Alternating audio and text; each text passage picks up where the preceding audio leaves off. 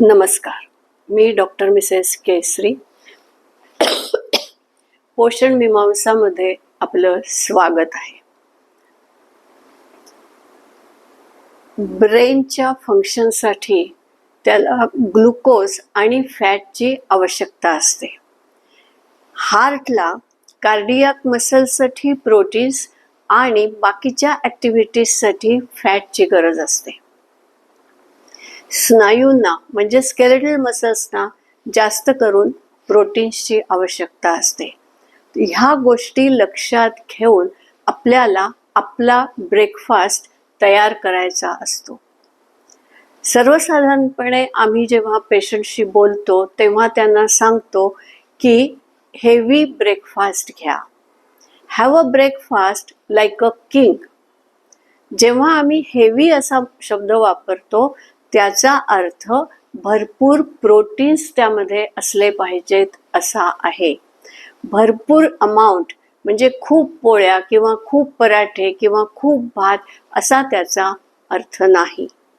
तर चला पाहूयात आजचा माझा स्वतःचा ब्रेकफास्ट.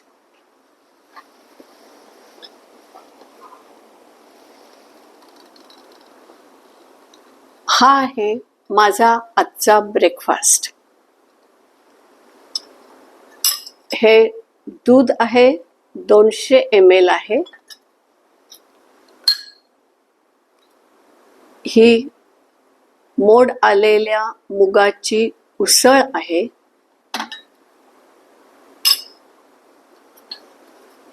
ही एक पोळी आहे.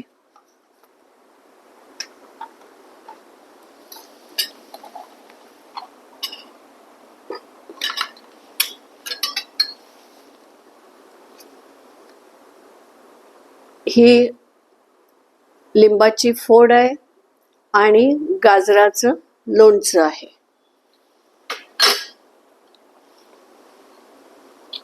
आणि हा साखर आंबा आहे.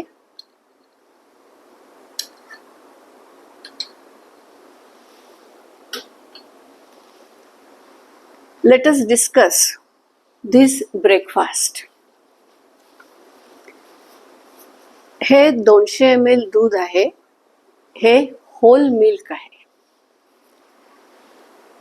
ग्लासात ओतायच्या आधी 10 मिनिटं मी दूध तापवलेलं आहे आणि 10 मिनिटांनी ते स्थिर झाल्यानंतर मी ते पिण्यासाठी घेतलेलं आहे.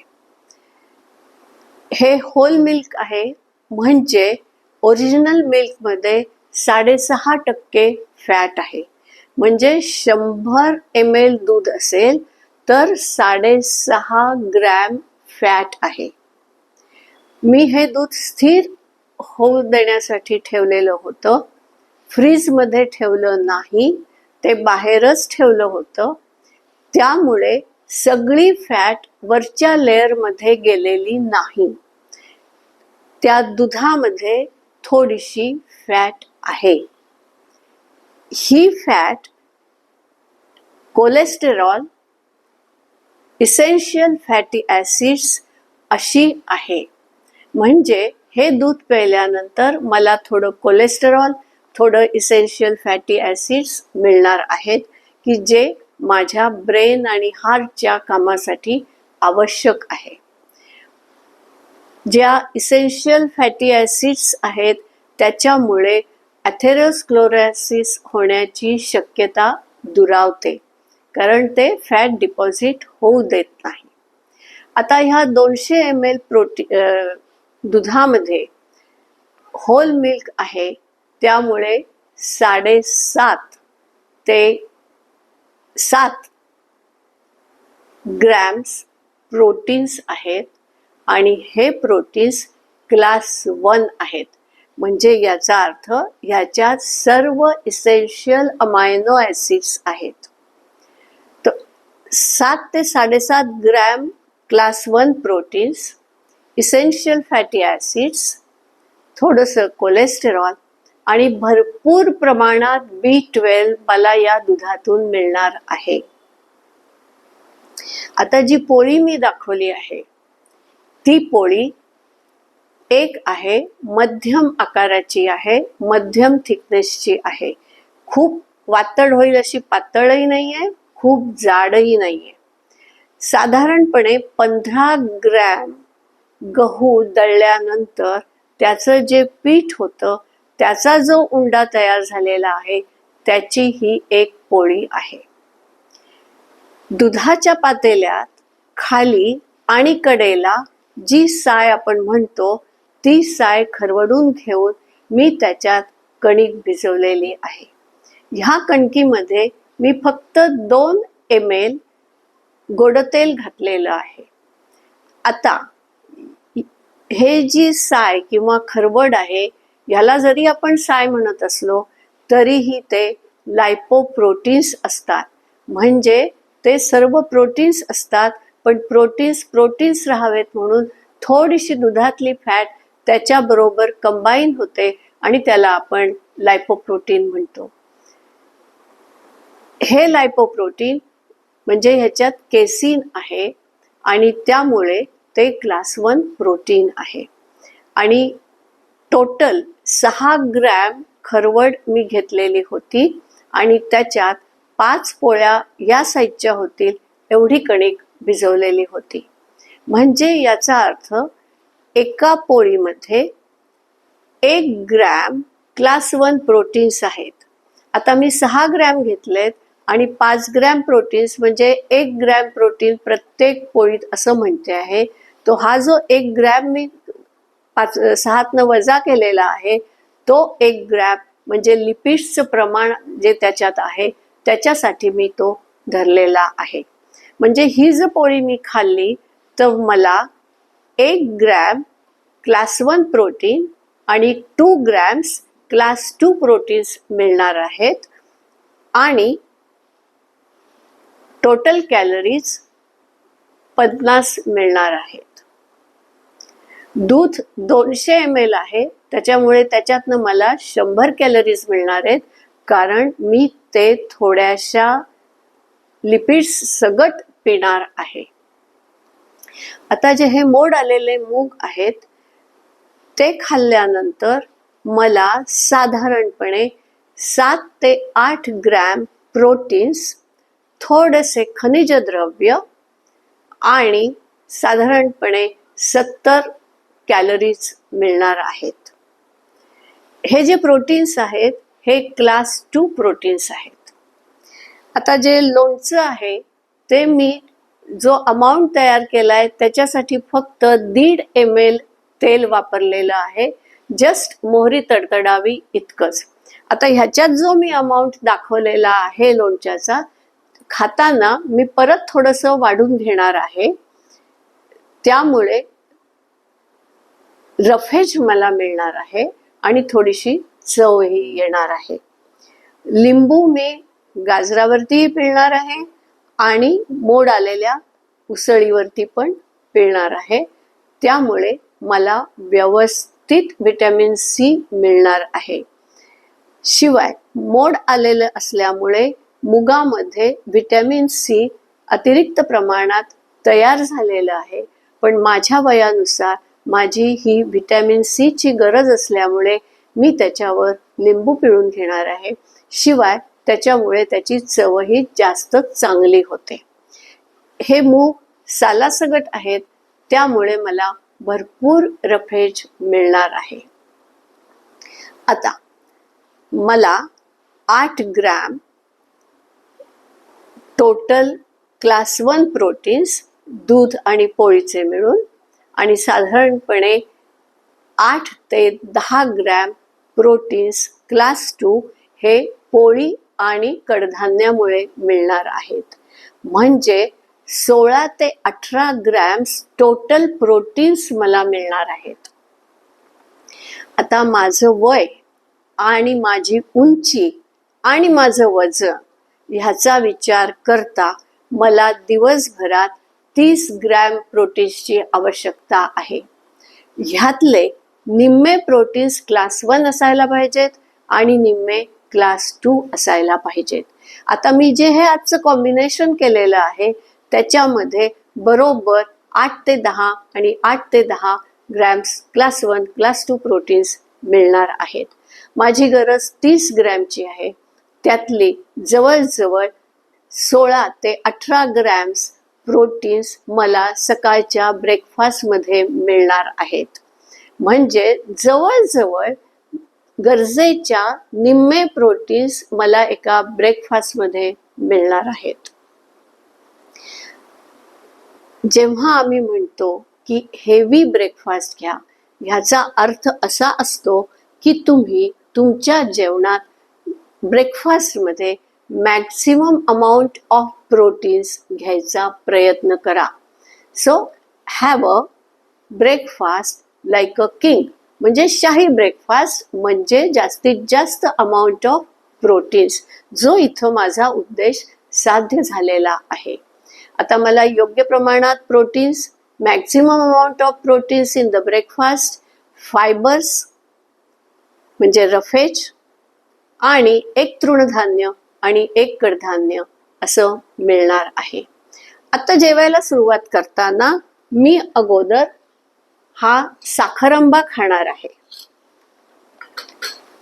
हा साखरांबा खाल्ल्यामुळे मला अगोदर साखर मिळणार आहे आणि थोडीशी ती कैरीची चव म्हणजे टेस्टही मिळणार आहे. आता हे मी अगोदर का करणार आहे तर सॉरी,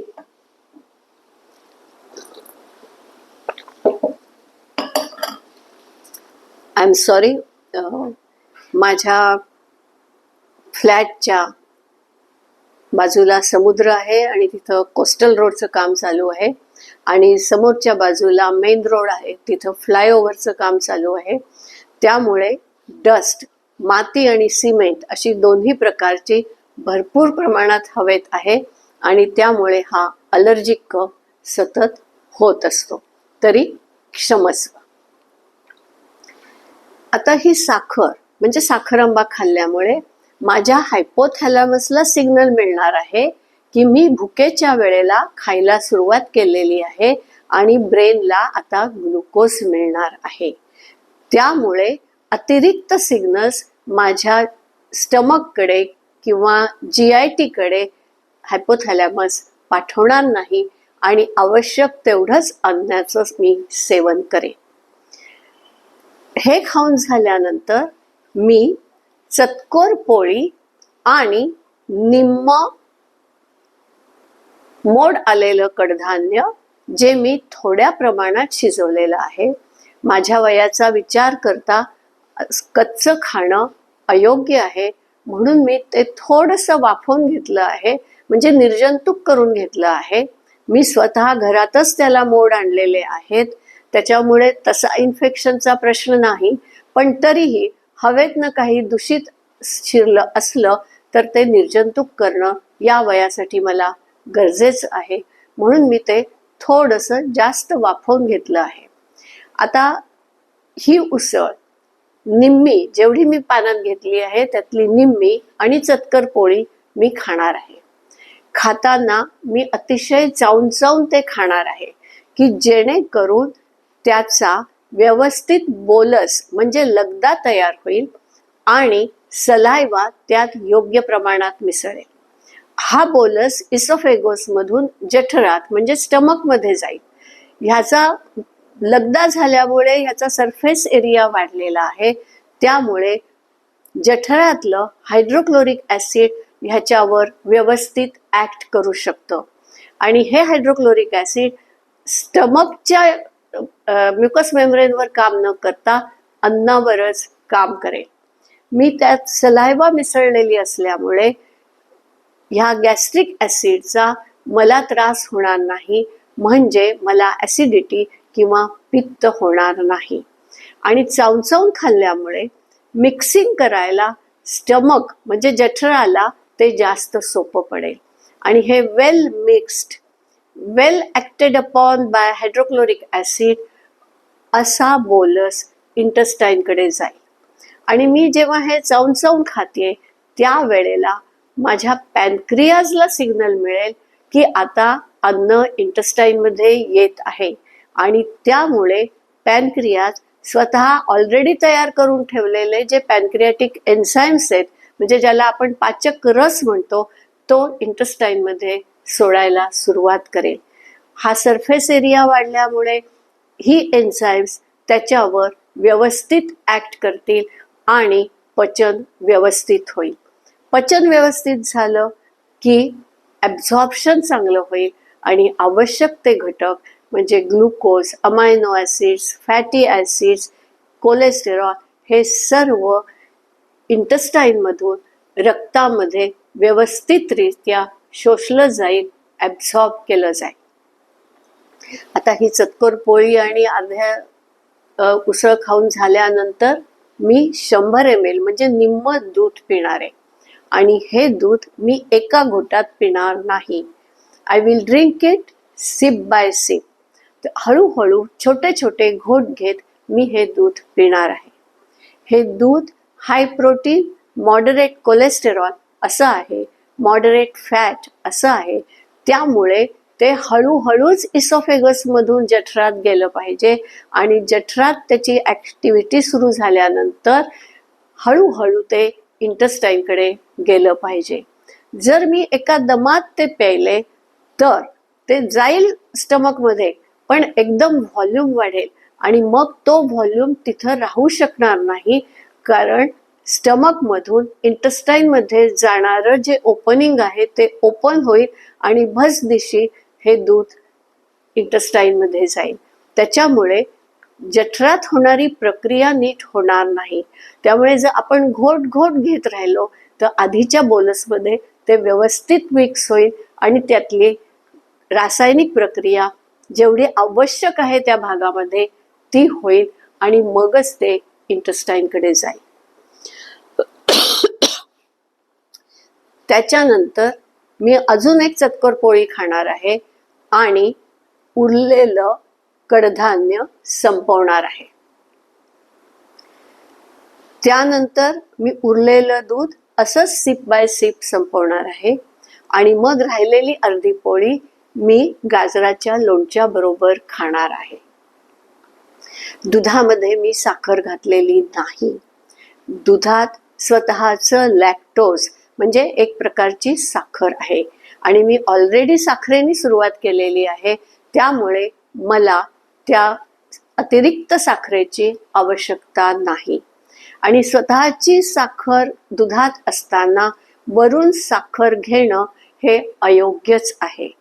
त्यामुळे मला इनफ प्रमाणात साखर, इनफ प्रमाणात प्रोटीन्स, इनफ प्रमाणात फॅटी ॲसिड्स असं सगळं या ब्रेकफास्टमध्ये मिळणार आहे आणि चावण्याच्या प्रक्रियेमुळे आणि घोट घेण्याच्या पद्धतीमुळे ते इंटेस्टाईनमध्ये व्यवस्थित पोचणार आहे आणि तिथं फायनल पचन आणि ॲब्झॉर्प्शन व्यवस्थित होणार आहे. आता हा जो आहार ब्रेकफास्ट म्हणून मी घेत आहे त्याच्यातून दिवसभरात लागणारी मला ऊर्जा मिळणार आहे आणि प्रोटीन्समुळे माझ्या स्केलेटल मसल्स, कार्डियाक मसल्स ह्या व्यवस्थित काम करणार आहेत आणि फॅटी ॲसिड्स आणि कोलेस्टेरॉल असल्यामुळे हार्ट आणि ब्रेन या दोघांचंही काम व्यवस्थित होणार आहे. साखर बेताच्या प्रमाणात असल्यामुळे आवश्यक तेवढी साखर ब्रेनला मिळणार आहे, कारण त्याच्याशिवाय माझी कॉर्टिकल ॲक्टिव्हिटी म्हणजे इंटलेक्च्युअल ॲक्टिव्हिटी मी नीट करू शकणार नाही. तेव्हा ब्रेनला योग्य प्रमाणात योग्य पदार्थ, कार्डियाक मसलला योग्य प्रमाणात पदार्थ, स्केलेटल मसल्सला योग्य प्रमाणात पदार्थ, त्यामुळे इंटलेक्च्युअल ॲक्टिव्हिटी आणि फिजिकल ॲक्टिव्हिटी दोन्हीही मी व्यवस्थित करू शकणार आहे आणि त्याच वेळेला माझं हार्टही व्यवस्थित काम करून सर्व अवयवांना व्यवस्थित रक्तपुरवठा करणार आहे. अशाच पद्धतीने रोज वेगवेगळा ब्रेकफास्ट तयार करून तो मॅनेज करावा लागतो आणि एवढा ब्रेकफास्ट घेतल्यानंतर बराच वेळ आपल्याला भूक लागत नाही आणि आपण अतिरिक्त खात नाही. आपली ब्लड ग्लुकोजही मर्यादेतच राहते. आपल्या वयानुसार ती जेवढी राहायला पाहिजे तेवढीच राहते. जर काही कारणाने तुम्ही जास्त साखर खाल्लीत तर मात्र ती लेव्हल वाढण्याची शक्यता असते. तेव्हा हेवी ब्रेकफास्ट हे समजावून सांगण्याचा हा माझा उद्देश साध्य झाला असेल असं मला वाटतं. अशाच प्रकारे तुम्ही तुमचा ब्रेकफास्ट तयार करा आणि भरपूर प्रमाणात सर्व प्रकारची म्हणजे दोन्ही प्रकारची प्रोटीन्स, B12 मिळवा. शिवाय दुधामुळे मला जवळजवळ 250 मिलीग्रॅम कॅल्शियम मिळणार आहे. म्हणजे माझ्या दिवसाच्या गरजेच्या 1/4 कॅल्शियम मला या दुधातून मिळणार आहे. उरलेलं कॅल्शियम मी अजून एकदा दूध किंवा दही घेऊन दुपारच्या वेळेला पूर्ण करू शकते. किंवा इतर असे काही पदार्थ आहेत की ज्याच्यात भरपूर कॅल्शियम आहे, तेही मी लंचला खाऊ शकते आणि तो आहार मी व्यवस्थित करू शकते. आता या आहारात मी दूध घेत असल्यामुळे मी पालेभाजी घेतलेली नाही. पालेभाजी नसल्यामुळे ह्या ब्रेकफास्टमध्ये मला आयर्न कमी मिळणार आहे. अगदी थोडंसं आयर्न मला कडधान्यातनं मिळणार आहे, पण मेथी, पालक, राजगिरा खाल्ल्यावर जेवढं आयर्न मिळतं ते मला ह्याच्यात मिळणार नाही. पण जर मला दूध प्यायचं असेल तर त्यावेळेला भरपूर आयर्न असलेले पदार्थ जे विरोधी आहेत ते खाता येत नाहीत. कारण दुधामध्ये आयर्न ॲब्झॉर्प्शन इनिबिट करणारं एक केमिकल असतं. त्यामुळे मी जरी त्याच्याबरोबर पालेभाजी खाल्ली तरीही ते आयर्न ॲब्झॉर्ब होणार नाही आणि ती पालेभाजी from nutritional point of view is a waste. So I have not included it in this breakfast. So what I will do, that when I will have a lunch, I will include green leafy vegetables so that I will get iron. If it is not possible for me to carry green leafy vegetable cooked in my tiffin wherever I go, I will have rajgira in the form of either popped one और लाडू वडी, जेणेकरून मला भरपूर iron मिळेल आणि माझा दिवसाचा आयर्नचा कोटा मी complete करू शकेन. मला वाटतं एवढं एक्सप्लेनेशन पुरेसं आहे. तुम्ही तुमचा ब्रेकफास्ट अशा पद्धतीने तयार करा. जर तुम्हाला काही शंका असेल तर तुम्ही मला तुम्हाला कुठला ब्रेकफास्ट घ्यायचा आहे आणि तो अशा पद्धतीने ॲडजस्ट करायचा आहे हे कळवा. मी तुम्हाला नक्की सल्ला देईन. त्याचबरोबर तुम्ही तुमचं वय, वजन, जेंडर हे सगळं कळवा. म्हणजे मला कॅलरीज आणि प्रोटीन्स ह्यांचं व्यवस्थित कॅल्क्युलेशन करून तुम्हाला समजावून सांगता येतील. अबाउटमध्ये मी माझा ईमेल ॲड्रेस दिलेला आहे. त्याच्याद्वारे तुम्ही माझ्याशी संपर्क साधू शकता. व्हिडिओ पाहिल्याबद्दल धन्यवाद. जास्तीत जास्त लोकांबरोबर हा शेअर करा. नवीन असाल तर सबस्क्राईब करा. बेल आयकॉनवर क्लिक करायला विसरू नका. थँक्यू.